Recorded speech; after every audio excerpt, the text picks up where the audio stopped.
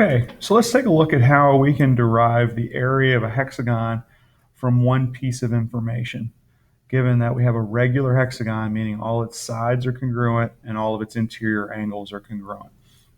So remember our labeling of our parts. Our center is simply this point in the middle of our figure. Our radius is the line segment that goes from the center to the vertex. And remember that our radius bisects this vertex, so it creates two congruent angles, each 1/2 the original angle.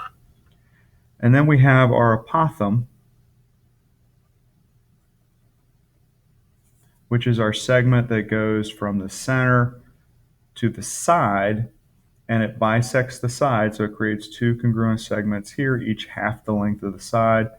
And it also it intersects at a perpendicular, so that we create with our radius, our apothem, and this segment of the side a right triangle, which is critical because that allows us to derive our information. So if I say that my radius is 12, I can use this one measure to find my apothem, my side segment, my perimeter, and then my area. And the way we're going to do this is we're going to start by finding the measure of this interior angle. Remember our formula for interior angles, n minus 2 times 180 divided by n. Or in this case, 6 minus 2 times 180 divided by 6. And if we do the math, we get 120 degrees. So this interior angle is 120 degrees, which means all the interior angles are 120 degrees. So since our radius bisects this 120 degree angle, this angle that it creates is 120 divided by 2, or 60 degrees. Now, since we have a 60, we have a 90, that means this angle must be 30 degrees. So we have a 30, 60, 90 special right triangle. And if we remember, 30, 60, 90. If the side opposite the 90, or the hypotenuse, is 2x, so the radius would be 2x, then our short leg, which is going to be this side segment, is simply x, and our apothem, the long leg across from the 60, is going to be x square root of 3. So if our radius is 12, then our short leg is 6, and our apothem is 6 square root of 3. So I come over here and label my apothem 6 square root of 3, and I label this short side, this leg segment here, as 6. So if this half segment of our side is 6, then its congruent segment is also 6. Therefore, our side is 12, and our perimeter is simply equal to the measure of the side, 12, times the number of sides, 6, or 72. So now with the perimeter and the apothem, we can find our area, which is equal to our apothem times the perimeter divided by 2.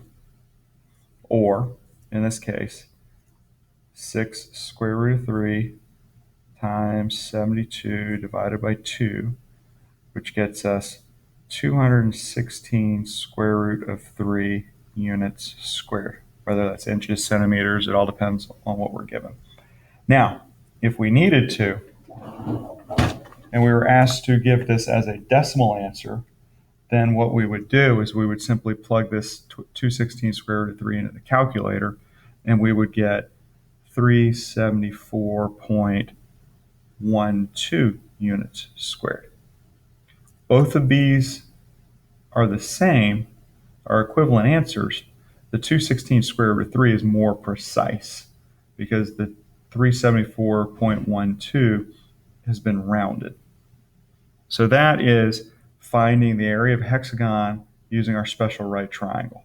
So let's take a look at the area of a regular polygon, which does not have a special right triangle. Let's take a look at the pentagon. So here's our pentagon, a five-sided shape. Again, it's a regular pentagon, so all our sides are congruent and all of our interior angles are congruent. And here, again, we have our center. We have our radius going from the center to the vertex, creating those two congruent angles.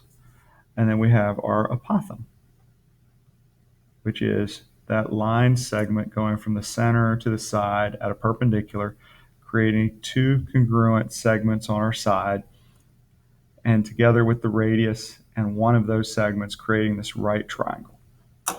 So again, as with our hexagon, step one, find the measure of this interior angle. So n minus 2 times 180 divided by n, or in this case, 5 minus 2 times 180 divided by 5. If we do the math, it's 108 degrees. So 108 degrees. Therefore, this half angle is 108 divided by 2, or 54 degrees. Now, 54 degrees means this is not a special right triangle. So we have to use our trig functions. Remember our trig functions, sine of theta, or angle, is equal to opposite over hypotenuse. Cosine of theta is equal to adjacent over hypotenuse. And tangent of theta is equal to opposite over adjacent. So it all depends on which piece of information we're given. So if I'm told my apothem in this case is 7, I do not need to find the radius.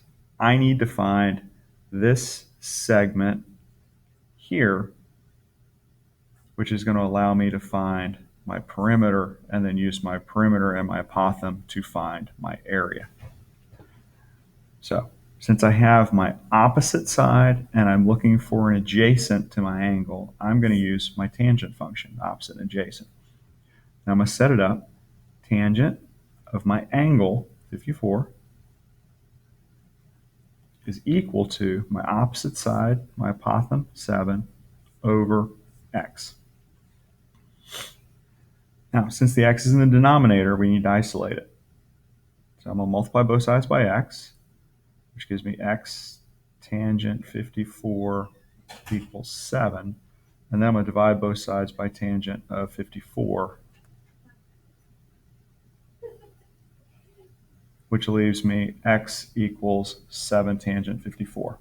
And I'm going to enter it in the calculator just like that. So 7 divided by tangent 54, and I get x equals 5.08. And we want to go to at least 2 digits. We could go further if we wanted to, but at least 2 digits. That way we have a reasonably precise answer at the end. So if x is 5.08,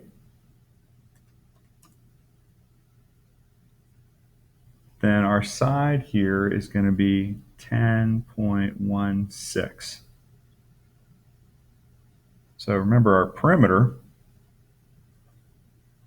is equal to 10.16 times the number of sides, or 5,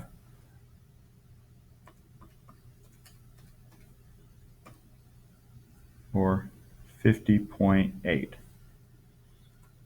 So now that we have our perimeter, we have our apothem, we can do our area again. So area is equal to our apothem, 7, times our perimeter, 50.8, divided by 2, or